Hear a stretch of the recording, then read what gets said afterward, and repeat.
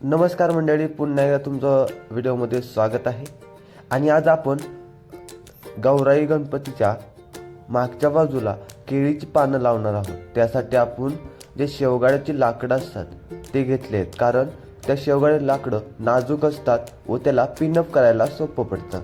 त्यामुळे आपण शेवगाड्याची लाकडं घेतलेली आहेत आणि आपण एक एक करून असं केळाचे पान पिनअप करून घेत आहोत.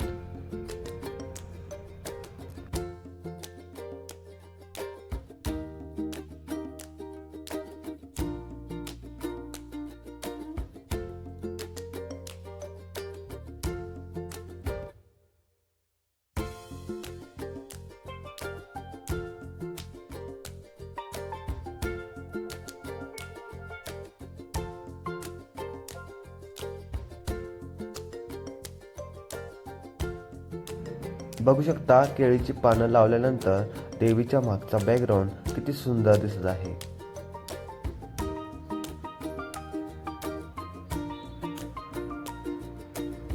व्हिडिओ आवडल्यानंतर लाईक, शेअर आणि सबस्क्राईब करायला विसरू नका. चला तर भेटूया पुढच्या व्हिडिओमध्ये.